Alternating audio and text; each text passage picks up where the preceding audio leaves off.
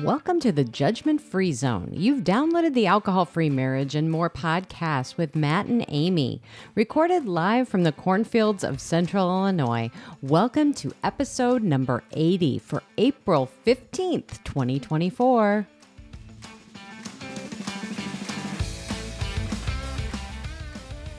Well, hello there, children. Welcome back to your weekly freak show that is the Alcohol-Free Marriage More podcast.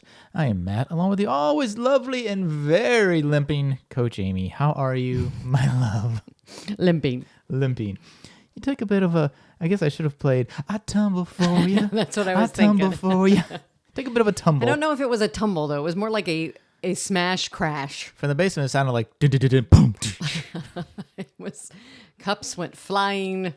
Didn't quite clear all the stairs before making your final approach. I guess, to the landing. It didn't break the foot. That's did good. not break the foot, but the foot went underneath and was twisted in a position that your foot should not go into. They didn't really give us a technical answer. It's not really a... No, it's a sprain.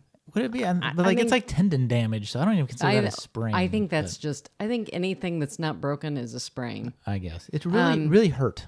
Oh, yeah. So she's rocking this really cool boot. It is an owie. Yeah, she's got this. So another, at least another week. Yeah, ish. Well, this happened Wednesday. 7 to 10 business days. I don't think it's business days. I think it's 7 to 10 I think days. healing counts every day. I don't think there's business days involved. I think it's 7 to 10 business days that I see him again. That may be correct, yes. But your healing will happen every day. But you're getting there. You have a bit of an ankle bone now, so that's a good sign. I know. The swelling is going down.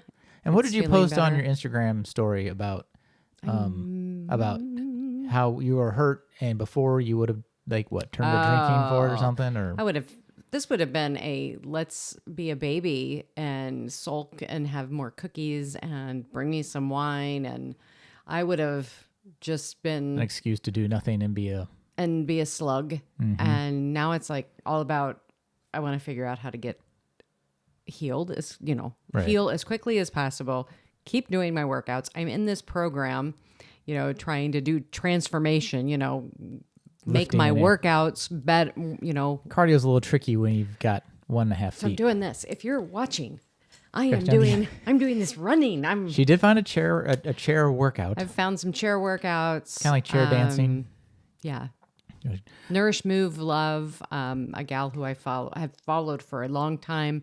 I thought, you know what? I think she had an injury a while back. And guess what? Behold, she did.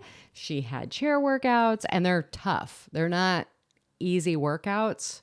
So anyways, I'm doing that. I'm keeping on with food. Lost a 0.5 pound, so I was happy about that. Well, you know why? Because you can't get up to get snacks. True story. And you have to admit, I hobbled around the block yesterday. You did for a little dog walk. Yeah. I don't know if that would be, but I'm like, you know what? As long as I have it in the boot. Well, yeah. And you weren't sore today from anything, so. Not really. And you have to admit, you probably are enjoying a little bit of the being waited on. Oh, I don't have to get up. No, not. You're not? I'm not. Oh, I totally would. Totally would. No, I'm, okay. I would love to enjoy it, but I'm not getting any of that. Let's be realistic. We had a little bit of we had a safe conversation the other day. Well, I also learned I don't have a good it's not bedside manner, but like helping her not gentle at all. Yeah, helping her ice her foot. And I'm just like, gosh, just, it still hurts. Remember, it hurts bad, and I don't know what you're doing, but you need to back off, buddy. Stop helping so much. I'm like, ow. Things we learn. See, there's always room for growth in marriage, kids. And safe conversations are. She looked at me. She goes, "I like to express something. Is now a good time?" I'm like, "It doesn't feel like a good time, but okay." I need you to hold a safe space for me while I yell at you for just a moment. Let me take a step far enough back that boot can't reach me. But no. Anyways, it's going okay. I have the first 2 nights I slept with the boot on. And because they wanted me to. Third night in the middle of the night, I trucked that thing off, and it was like, okay, no, we got to take this off. So we have an awesome interview coming up with our buddy Rob from Generation NA. Before we get there, let's talk about our NA drinks of the week. I almost decided the drink of the week should be everything since we're talking to Rob. But. I decided I'm celebrating that I didn't break my ankle. I'm also celebrating that yesterday I fought through the temptation to not go to the audition at our church and audition for the praise band, worship band. And you made it. You got the golden ticket to Hollywood. I did. I'm very excited about that. So I'm celebrating with Lyres Classico. Basically like a champagne kind of jam. It's like a brute, I guess. It's really good. It's low in calories. I mean, it's 45 calories. That's pretty good. I love it. So... I don't know what my mine's only 20 calories. Wow. Ooh, impressive. So I've gone back to an old favorite I haven't bought in a while is the Brew Dog Hazy AF, which is really good. Yeah, only 20 calories, which is pretty good for a hazy New England style IPA. So I'm very happy with that.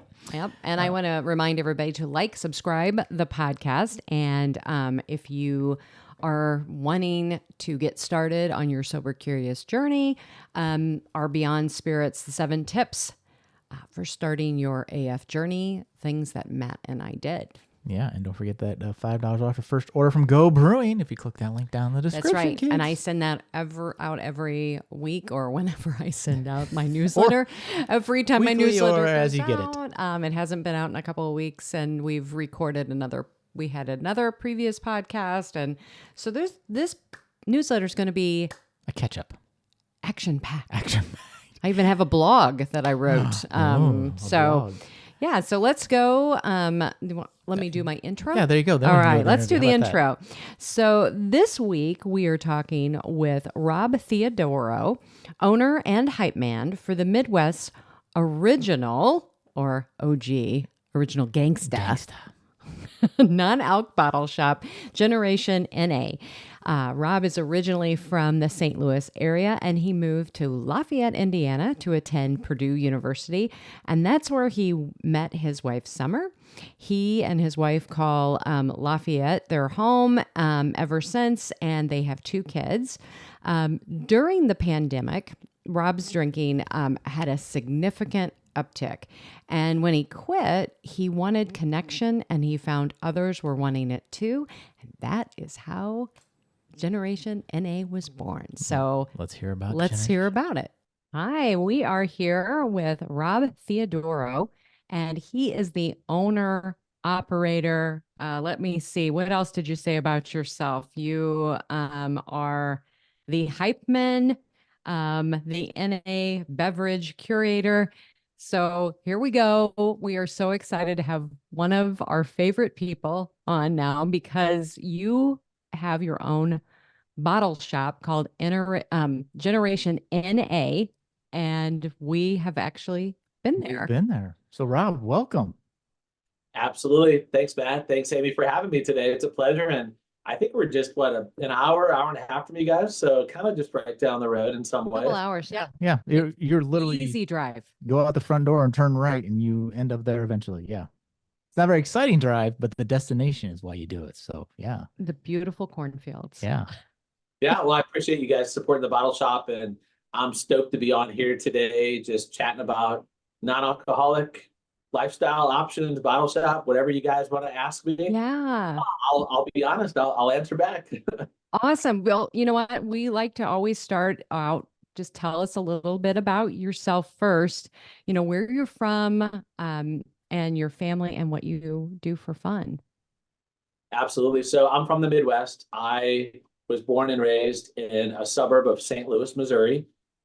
Moved up here to Lafayette, West Lafayette, to go to Purdue University. I actually studied computer graphics technology. So I don't really have, a background much in retail. I worked in PetSmart in high school. That's about as far as my retail expertise went before the shop. Graduated from the university in computer graphics, worked for Purdue, worked for a couple other companies in private sector, and then started my own software agency back in 2002, actually. So it's 22 years in business now, and have grown that, pretty large over the years, and decided to take that virtual during COVID and open the bottle shop. I have an awesome wife, Summer. We've been together for 20 years, 16. She's put up with me 16 years of marriage, and then, the dating and stuff before that. So we met during college, but we were both dating other people, and then we weren't dating other people after college, and we went on some dates, and she didn't throw me out. So she's great person. We have two amazing kids. We have a 13-year-old daughter, Alexis. She's at West Lafayette High School. She's in cheerleading, very passionate about that. And then we have a son, Bryce, who's 10. He's a special little guy. He's on the autism spectrum, and we love him. He's really special. He's good at puzzles and music and that kind of stuff. So that's kind of just like a quick overview, I guess, of what I got going on before we get into the details. Yeah, that's awesome. So why don't you maybe just start and tell us a little bit about your personal story to alcohol freedom? Absolutely. So like most people, I had a relationship with alcohol that got a little bit worse during COVID, right? I mean, I'm in tech. We were working virtual. It was a very stressful time. I went from drinking, socially, sometimes socially heavily, to drinking pretty heavy during COVID. And I just wasn't really feeling, good physically or mentally. I was, starting to have a couple of health problems, my blood pressure, and, some of my labs weren't looking super good. And mentally, I was having a lot of anxiety. I could have never done any public speaking. I mean, not just this, but I go on stages now in front of hundreds of people, and that would have been probably my living nightmare when I was drinking. So I was just having a lot of problems, a lot of issues, and it was kind of at the point where the doctor was like, "Well, you could cut back on drinking, or you could continue drinking, and we're going to have to give you medicine that you really can't drink on anyway." So I thought, well, it doesn't make sense for me to take more medicine. And, so I wanted to kind of cut back. I did a dry January in 2021, and actually just did 2 weeks. And then I went back to drinking. I had the whole, I can just have like 1 or 2 drinks now and be fine. And I realized pretty quickly after a couple of weeks that kind of went back into drinking too heavily. Tried to get in February, made it a couple weeks, and then kind of went back and was drinking a lot again. And then on March 10th, 2021, I decided that I wasn't going to drink anymore. A couple days prior, I was having a really tough time. Even leaving the house, I was having a lot of anxiety. I was supposed to drive my daughter to school that morning, and I was sitting in the car in the driveway, and I couldn't do it. I couldn't leave the house. I just felt too bad, from the hangover, and mentally I was just having, a lot of panic attacks and anxiety. And I thought, you know what, this isn't really who I am. And, it got to the point where I couldn't leave the house without having alcohol first. And that's not a situation where anybody should be into. I mean, I'm a husband, a dad, and a business owner, and I wasn't being the best version of any of those that I needed to be. And so I decided to just give it up, and I'm a little over 3 years alcohol free now. And it's surprising. I heard a quote recently that made sense, because it's surprising, when you're in early sobriety, you get a lot of benefits right away. I mean, the first week, the first month, the first 6 months, you're like, I'm sleeping better, I'm feeling better, I'm looking younger, more energy, blood pressure, like you get these benefits. But I didn't expect 3 years into the process to still be seeing benefits. And the quote that I heard was, 10 miles into the forest, 10 miles out. You can't go in and 10 miles, or you can't drink for 10 years or whatever it is, and expect to be fixed and be cured in half the time or a fraction of the time. You have to go through the process and really, kind of rediscover yourself and who you were before you were a drinker. And the benefits do continue to come. I noticed that I'm doing a lot of things now. I mean, I told you before that I couldn't even leave the house. Well, I do public speaking events. I went to New York City, with like the most people, and like crazy cabs and plane rides and businesses. And I had nothing, no drinks, no adaptogens, no medicine. I mean, it's amazing just for my mental health alone, what giving up booze has done. If that was the only benefit, it would have been worth it. But there's so many more benefits on top of that, right? And having the bottle stop is great too. And I'm sure you'll ask me questions about this. I'll get into that later, but that's kind of my personal journey with it. And, early on, I was able to do a lot of things. My oldest was 9 at the time, Alexis. So I was able to finally go out and teach her how to ride her bike and go on hikes, geocaching, and spend some time, because I wasn't hungover a lot on the weekends, and I wasn't just wanting to lounge around and watch television with them. So I feel like, I'm a better business owner, a better dad, and a better husband because of it. And it's honestly been the best thing that's happened in my life. And I wouldn't have necessarily believed that. Like I remember when I was drinking, people would say that and I never believed it. I was like, yeah, right, man. You do you, but I don't believe it. But I can honestly say it is better, like across the board better. And it's hard to really explain. You guys get it, but it's hard to explain unless you've really been there to really kind of see, feel, and experience like all these benefits. Oh yeah, 100%. I mean, I was in that same boat. Like, how could I be? I just resonate with all of it. But I really love that quote of the 10 miles in, 10 miles out, because I know Amy gets this a lot from her coaching clients of, well, I quit drinking for a month, and why isn't it magically like all perfect again? Well, you spend 10, 20 years drinking, it takes a long time to undo that. And that's a great example of like rediscovering yourself, right? Yeah. Like you keep rediscovering yourself and like, oh, I don't have all this anxiety. Now I can do this, or I do this, or I don't spend time doing this. And the time freedom, right, is just an amazing concept. And one thing that I use with my clients is often I'll say, you were drinking, most people that I end up talking with, it's been like 20 years. And that's 7,300 days. You can't expect that 30 days, 21 days, 30 days, 60 days, that you're going to feel like completely, whatever I want to say, fixed, because it doesn't. So I love that 10 miles in, 10 miles out.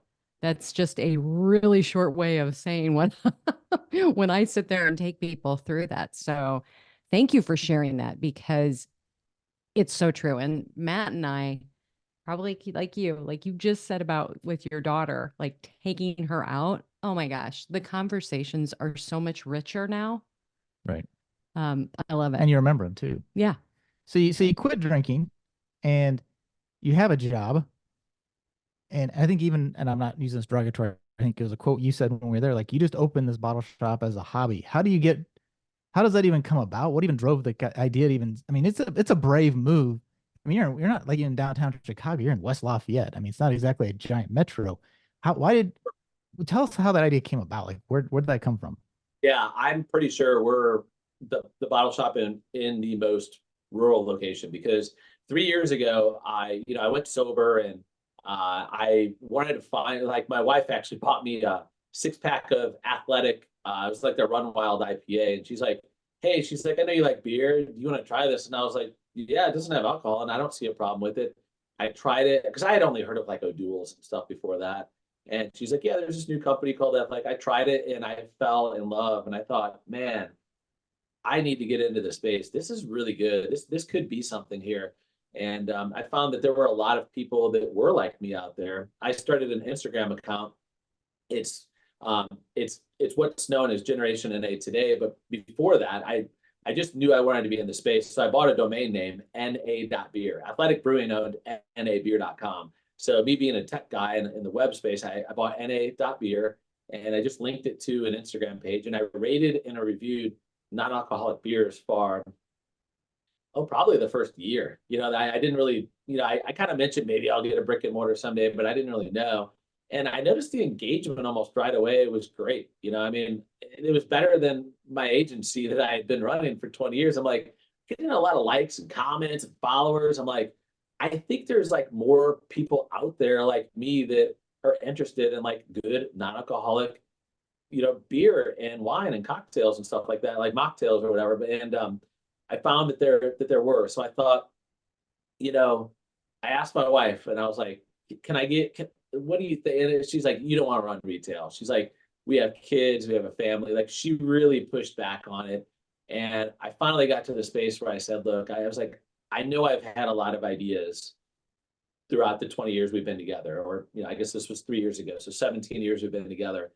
And I don't really do any of them. And I've seen other people take some of these ideas and grow successful businesses with them. And I said, I'm losing sleep over this. Like, I need to get into this space. The space needs me. I need it. I need it for my sobriety. I know that it's going to be $1 billion space, and nobody is doing it here. You could drive an hour still today, in some directions 2 hours, and not find 95% of the products that are in our shop. Very underserved market. Now we are in a smaller market, right? There's with Purdue students, and 20 minutes out, so like suburb type area, if you can even say that we have those, maybe 170,000 people, but that's like pushing it, right? So we're pretty small market here.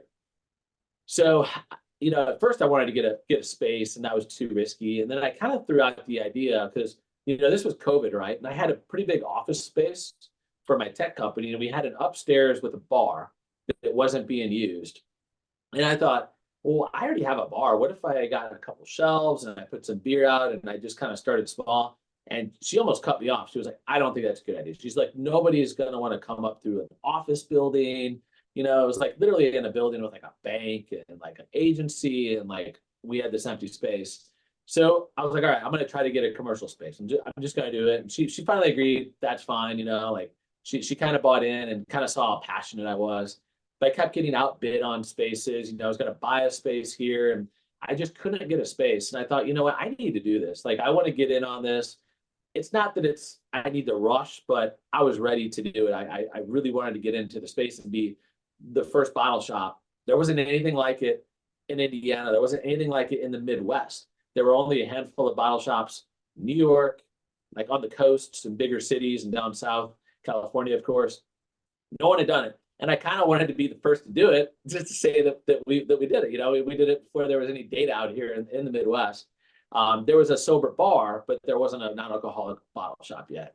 So I scrounged together. I just borrowed a little bit of money from my tech company, less than $1,000, right? I started. People ask me every week, well, how much did you need to get started? 50,000, 100,000. I was like, I don't know, like $700, and, but I already had the space. I had the space, and that helped a lot.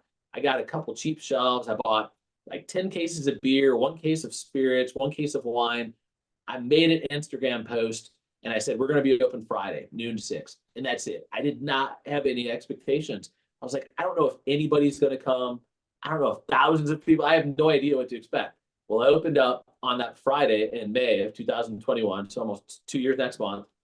2022, 2 years next month, and had 35 people come up and see me the first day that we were open. And this is like inside of an office building, no signage, no grand opening, like just an Instagram post. And I was like, okay.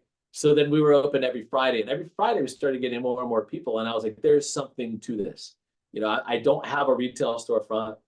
I'm in a small market. The demand is going to be huge for this. So we weren't really using our office. It was 6,000 square feet. It was during COVID. There was like 2 of us that worked in it.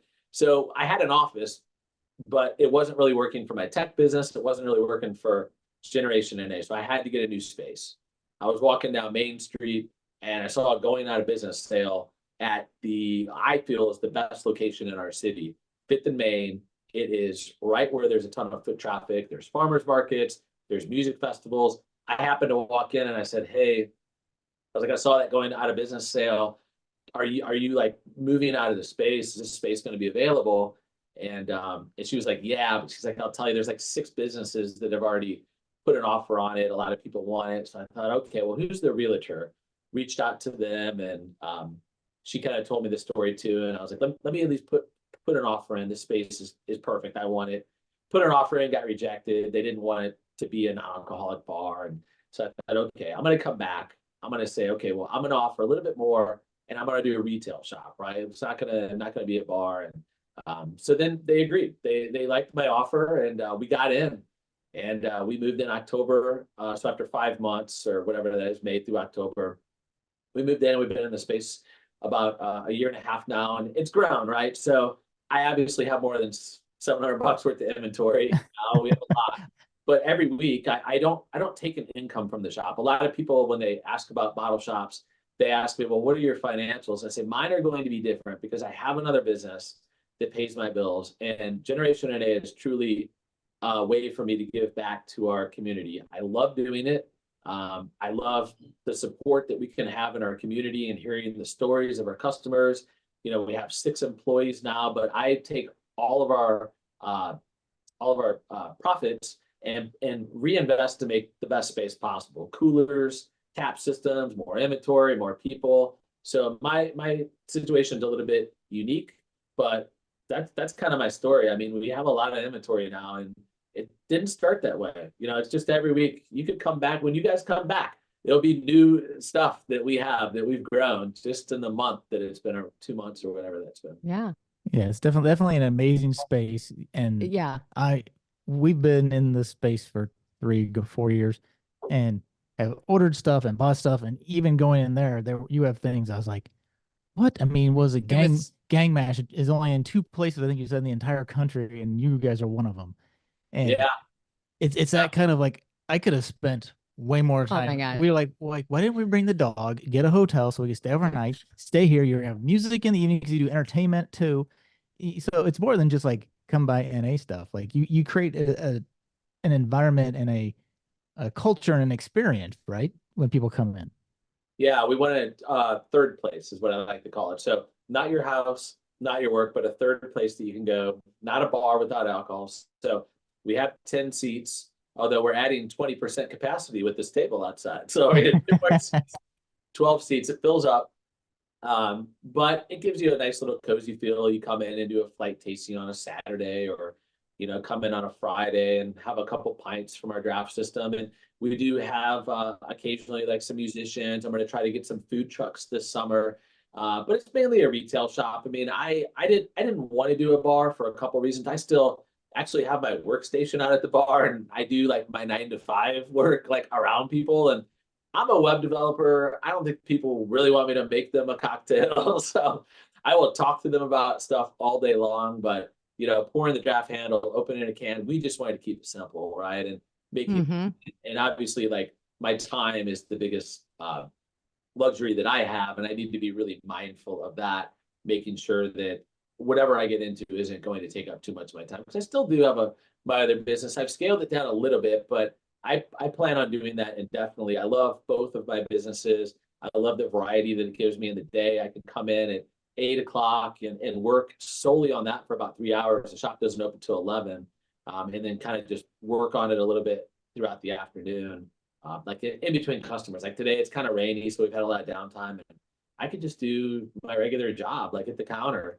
and still make the same income and just have Generation NA on the side, where on the weekends and on Fridays and afternoons where my 9 to 5s kind of slowed down or not existent at all, I can still make an income 7 days a week. We have employees. I'm not even here, but every day we're getting an income out of it. We've never had a day without multiple sales. So that's kind of cool that, this is the initial $600 investment or $700, and convincing my wife can now generate a little bit of income that we can put back into the shop or whatever we want to do here. And it's cool. Like, I'm really thankful that the space is so popular, and I do strongly feel it's going to continue to grow. I've heard statistics as high as some people think as much as a 25 or 30% market share for non-alc in the space within the next 5 years, and we're seeing some of those trends overseas. So I don't feel that's too far out of bounds to get there. And there's a lot of great influencers in the space.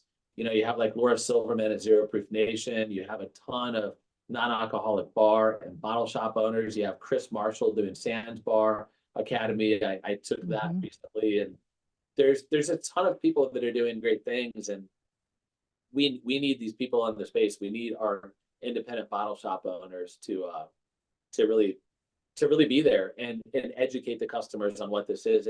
It wouldn't work if it was just big box retail. People wouldn't understand the category. They wouldn't know what it was. They would see it, and it takes shops like this and influencers out there to really kind of create the category. I kind of think of it as the first time in our life. Like, you go to the grocery store and it's all the same aisles from when you were a kid, but it's kind of the first time you could make a new aisle, like in the shopping market. We have to educate people, not about us as a business, but about the whole category as a whole.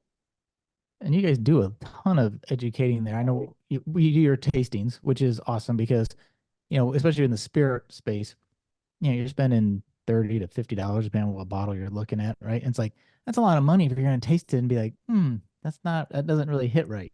And so, yeah, your tasting, that's how we got that Monday rum, which was amazing because we were there on a rum flight day.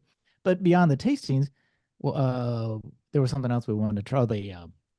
What is that? The White Claw, the NA White Claw that you guys had. And, if you have interest and we're buying things, right, we just walk in on the street, say, give me something. But you guys are willing to say, hey, well, here, do you want to try this? So the being able to try these things, and the umbrella drops and the umbrella, and all these different, it's like, oh, I mean, it's great for you guys because I spend more money, but it's great for a consumer because you don't know. And your team there was so nice and so educated. Where do they go to classes? Are they just passionate naturally, just by, kind of osmosis by being there? How do they get all this knowledge? Yeah. And also, are they also non-drinkers? Yeah. So most of us in the shop are completely sober. Not everybody's completely sober. Most of us are, though. And it kind of aligns with our customers. I would say 65% of people still drink, but they're looking for alternatives through the week. They're looking to maybe drink less and maybe eventually not drink at all, but they're not there yet. And we're just a drink shop, so we don't really mind either way. We just want to, every drink that leaves our store is like a 1-to-1 alcohol replacement, right? So this is allowing somebody to make a better choice for that moment.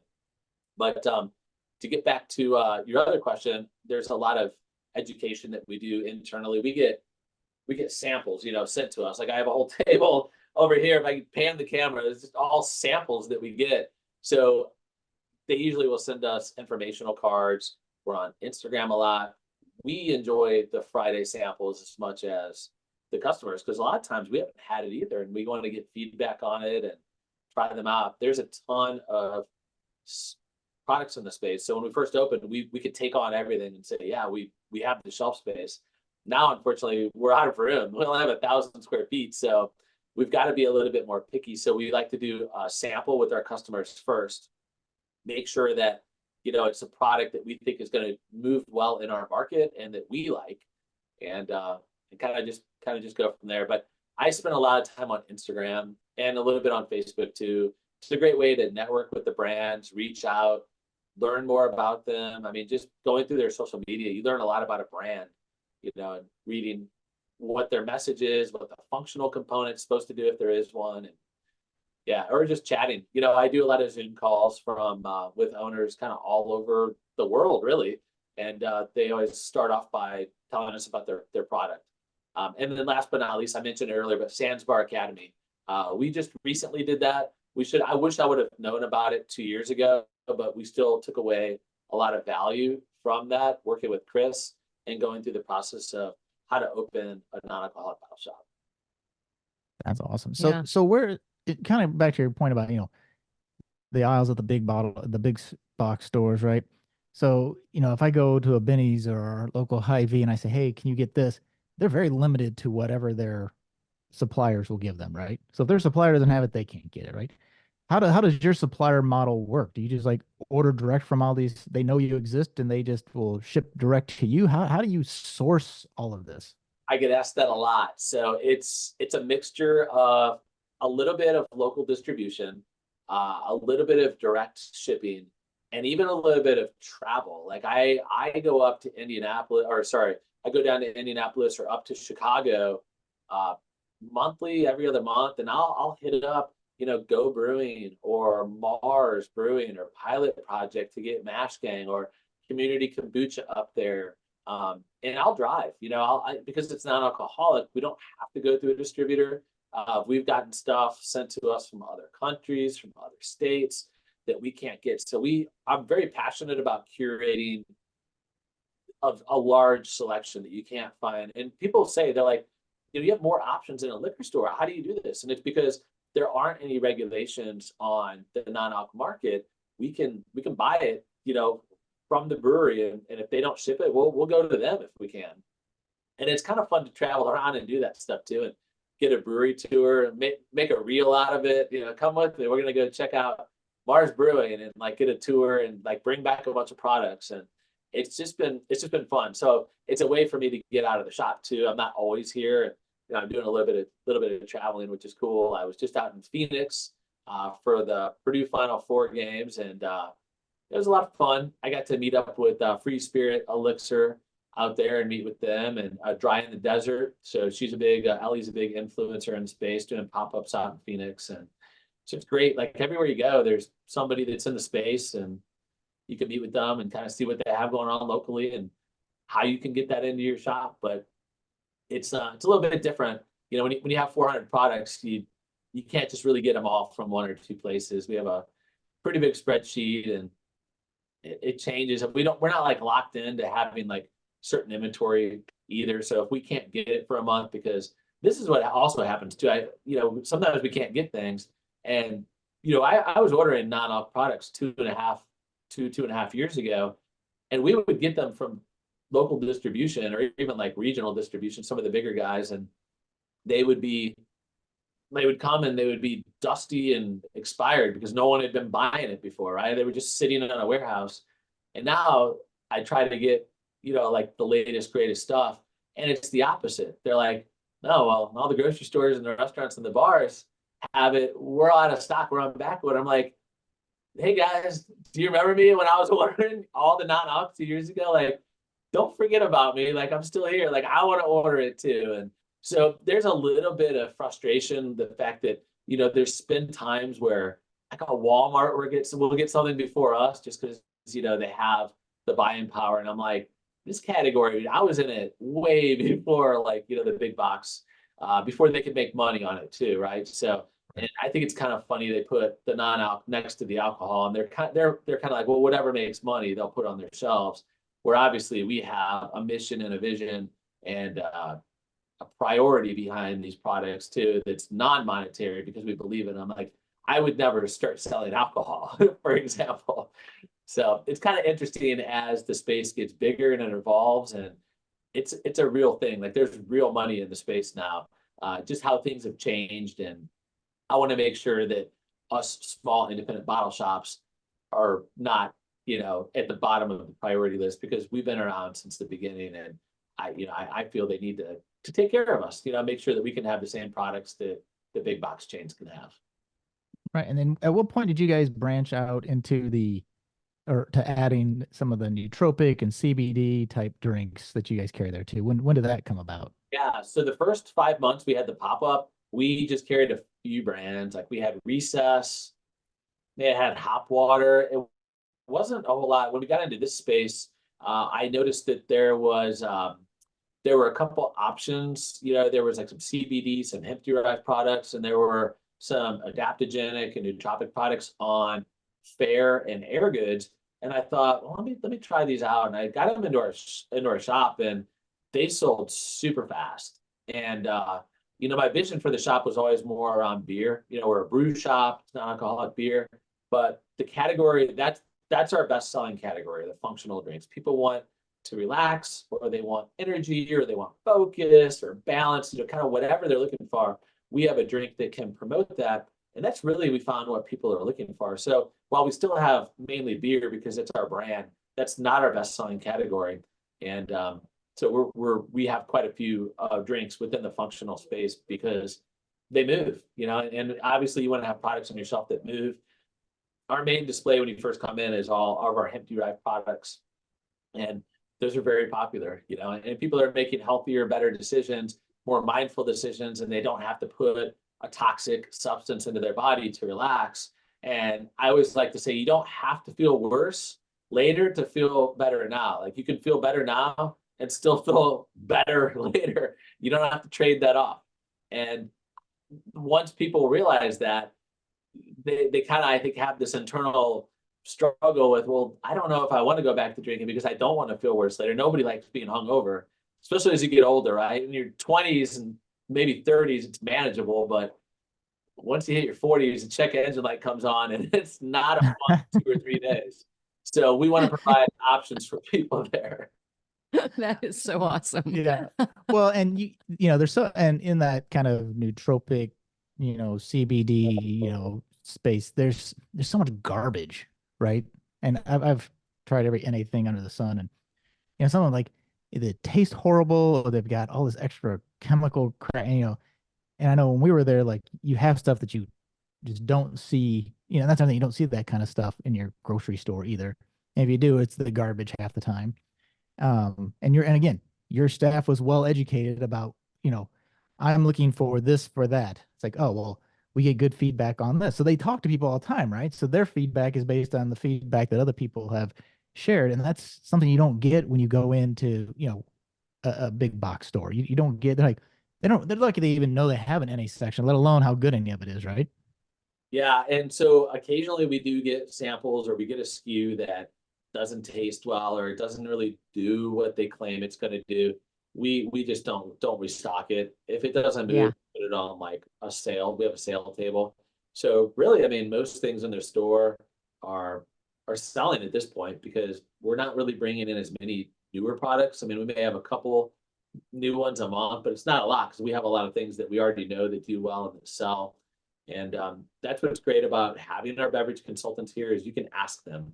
People will come in and ask things like, I need something to help me sleep at night, or I need something for pain relief, or I need something to help me focus because I'm going to be up late tonight, focus and energy because I have an exam. And we can point them towards options to do a lot of these things that people really want in their daily basis. And the cool thing about it having it in beverage format is you can also use it to socialize as a replacement for alcohol. So, thinking about the hemp derived products, a lot of people would prefer THC at a party, but they don't want to, take an edible and just sit there without anything, right? You can have a drink and relax and socialize and not feel bad, after the fact and not have a hangover to worry about. Talk to me about your partnership that you developed with Brella. So Brella drops, we've talked about them on our podcast. They're great. You throw them in a bag, take them to a party or whatever, and make your own cocktail kind of on the fly. Where did you find Brella and how that partnership popped up? So Jimmy's one of the brands up in Chicago.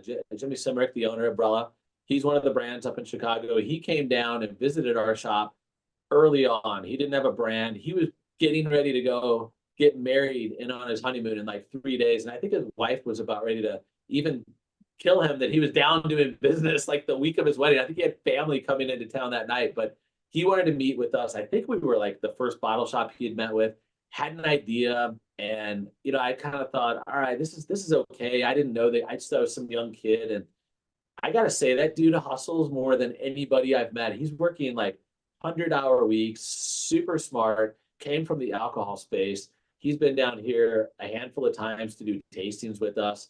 Just a genuinely amazing kid, super young too. I think he's like in his early to mid 20s, and their products are awesome. Like you said, you can take them with you and grab them to go. So we didn't really have anything like that. And I thought it'd be cool to come up with a unique SKU. So we made a mango Bellini collab SKU, and we tried to make a cranberry mule first. And we just really, both of us were like, it's not really like, we couldn't get the ginger to where we wanted it basically. So we did a mango Bellini, which is great for like your brunches, breakfast drinks. Like it's just something that the category didn't really have a lot of. It tastes great. But Jimmy's a great partner, great kid, and he's 2 hours up the road in Chicago. We got to tour his new facility, and that's really fun. So yeah, he's actually cool. back. They're launching another brand, and he's going to be coming back and doing a tasting event here with us again. Awesome. I want to talk about your wine space because I know as a former wine drinker that I couldn't drink red wine when I was drinking red wine because of all the issues that it was bringing on for a perimenopausal woman, which actually was a lie. It was the wine that was causing all these things that wasn't my hormones. But what I have had is so many times is people will say, well, that wine doesn't taste the same. And my response has always been, you have to have a different mindset around wine. It's not going to taste the same. And I love some of the brands that you have because I feel like they are the closest. I know you have Gießen, and you have Gießen's Red, which is my favorite, and we never can find it here because it sells out every single time now. So Yeah. I would just want to hear about your space around that too. Yeah, absolutely. So I think what you said is pretty accurate in terms of it's best to think about it as almost a separate category. And I'll kind of explain why. So when you de-alkalize a wine, it makes the mouth feel thinner by nature. It also can make the wine a little bit sweeter. So like a cab, for example, is not going to be as dry as a leaded cab. Alcohol in the category, sparkling wine does really well. It tastes great. the bubbles, the carbonation help mask that it has a thinner mouthfeel. The still whites are pretty good. Gießen makes a Sauvignon Blanc. I took to an event locally. It was like a winery event. But we were the only non-alcoholic option, and we were right next to leaded wines. Most people couldn't tell. Most people didn't believe me it was de-alkalized. All I did was I opened it up, let it breathe, and I ran through an aerator. That helps a little bit. It adds a little bit of bubbles, a little bit of thickness to it. The still reds are challenging. Best advice I have for that, adding bitters is great if it's a little bit too sweet. Ian and all the bitter is amazing. They have some flavors and options that are specifically formulated to mix with a red wine. You can also add, I see people add some spirits like Pathfinder that adds more tannins and more depth and complexity to it. And it also gives you an adaptogenic component. So you're going to feel relaxed. And, some people kind of mix and match a little bit in the category to get what they want.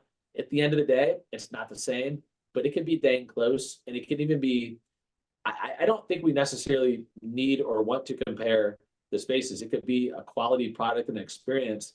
And it's not grape juice, right? I mean, these are wines. So it's going to have all the flavors, all the depth and the tannins of a lot of the same regular leaded wines.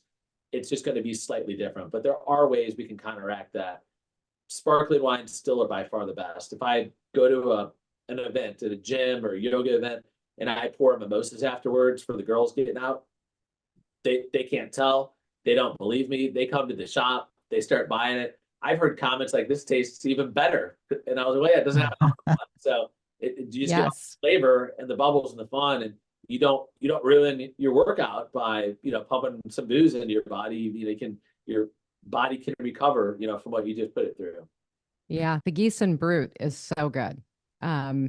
We drank that for Thanksgiving and Christmas. We enjoyed our mimosas, and it's and really you're right. Good. Carly and Ian's all the bitter is like a freaking pixie dust for NA drinks. Like, because when we interviewed them quite a while back now, even in a lowbrow NA beer like a Busch or a Bud NA, Ian's like, just put a couple aromatic bitters in it and it'll fancy it up. And it does. It's like, whoa. And then we tried it in the reds.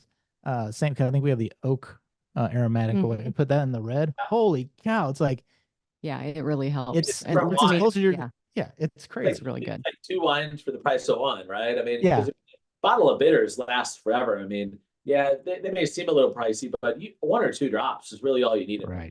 It goes a long way. Yes. Absolutely. All right. Can I ask the last question? I hate to. We're gonna drive over. We're gonna be driving over. Not right this second, but soon. Because I'm running out of gin. All right. So I always ask, what's your favorite NA drink? So I guess for you, if you could turn around and walk out that door right behind you into your store, what would be the item you would go to? Let's do first and second because you have so many choices. Yeah. I mean, I can tell you what I'm drinking now. It's not necessarily. It's hard for me to pick a singular favorite, and I get asked that a lot, right? So people are like, "What's your favorite drink?" And I say, "You have to give me a category, right? You have to narrow it down because if I want a beer, that's going to be different than if I want an adaptogenic drink or if I want a wine or something on draft. I mean, I got to tell you, like on draft, it's tough. I have to go with either Go Brewing or Mash Gang. Those are my 2 favorites that I have that I go up and get in Chicago. And adaptogenic stuff, it's one of my favorites. So I drink a lot of these. They're the Brays. So I don't know if you've had these. Try to hold it up a little bit. So I don't know if it's probably backwards or yeah. It's the spicy bloody orange margarita. These have the same or pretty similar adaptogenic profiles to the Hayas, which I also really like. They have L-theanine, ashwagandha, cordyceps mushrooms. So they're good, I mean, I have them before I do like public speaking or just talking, or honestly just for the flavor because it tastes good. So one of the other drinks I do a lot of though are the drinks with L-theanine. I'm a little bit sensitive to caffeine, but I love coffee. So it's a bad combination. So what I found is I can have a drink like Circleback that's just L-theanine, 200 milligrams of high grade. And if I drink too much coffee and I feel kind of like jittery and I've had too much, I drink about even like half of one of those and it counteracts that caffeine and it turns it from like jitterness and like high heart rate to focus. and clean, calm energy. So it kind of, I'm just going to say it's situational, but I probably already threw out too many brands to answer that question directly.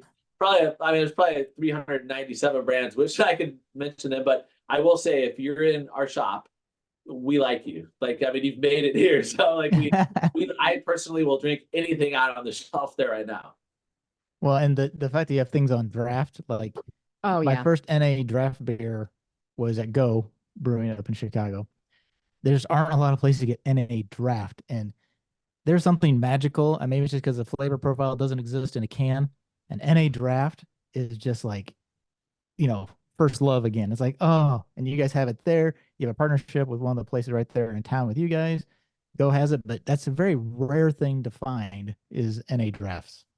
Yeah, and so the story behind that, because I think before we had it, it was Athletic Brewing and Go Brewing, and I mean, maybe a couple bars I'm sure had one draft or two drafts, but to have 8 NA on draft, I think I don't know, maybe other than Athletic and Go, we may have the most NA on draft. I don't know. I don't know of another place that has more than that. But I went before we had anything on draft.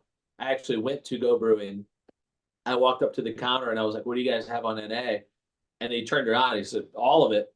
And it was the first time since I had been sober that I didn't feel like almost like a second class citizen going to the bar and like ordering something and like getting laughed at or saying nothing or water or Coke. And I was like, this is for me. And like, it was an experience in my mind that I remembered. And I wanted to bring that experience back to our shop and have that behind the counter so that everybody in our community could feel the same way that I did that moment. And, I had probably 4 or 5 draft beers that I had to pee a lot, on the way home. It was awesome. It was worth it because I was like, this is great. And I'm glad you brought that up, Rob, because you guys do we felt like we're at home. Like, this is like, these are our people, right? Like, I didn't have to filter through to get the one thing that was for me in this little like kid corner table, right? Like, this is for me. Yeah. Everything here is for me. Yeah, I really enjoyed that. We're not the dusty Heineken or O'Doul's at the bottom of the liquor store. We have everything. We have everything out, and it's front and center here. It's truly a modern bottle shop for everybody. Whether you drink or not, it's for everybody. And it is for everybody. Yeah, it really is. Yeah, arcade games and draft beer, music. I mean, flight tastings. We didn't talk about our slushies. That's our most popular thing. If you come on a Saturday from May to October during the farmers markets, we do adaptogenic frozen slushies. We have a new recipe every week, and they sell out. The only 1-star we ever got as a business, and I think it's kind of unfair, is because we ran out of our slushies. That's how much people like them. Make more slushy. The people want it. So what time is that? I need to know because we got to be there early then. Well, let's go on Friday, stay overnight, so we're there first thing Saturday. Yeah, so we're going to open next month starting at 9 a.m. for our farmers markets. And we will, if you're going to have a slushie, try to get here before 1 or 2 o'clock just to be on the safe side, in the afternoon. Sometimes the batches are a little bit bigger than other ones. So just kind of depends. But if you come in the morning, 9, 10, 11, you're going to be good.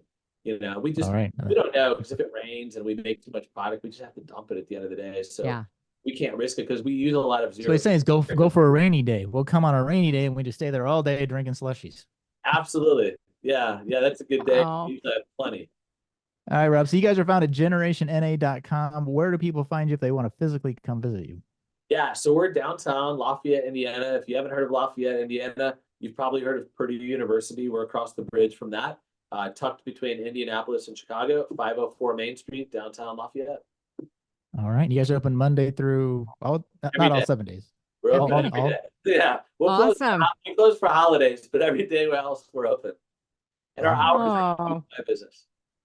Awesome. That is so cool. Thank you so much for being on the show with us. And we hope that we will be sending people your way. We know we're coming back. Yes, we'll be there soon. Yes. Absolutely. Thanks, my pleasure, guys. Look forward to seeing you back at the shop. And I love what you guys are doing in the space, and just keep spreading the word. It sounds like you guys have interviewed a lot of great people in the space, and it's just, it takes a village, right? I mean, this is a new category. We've got to get the word out. So keep doing the good fight over there, guys.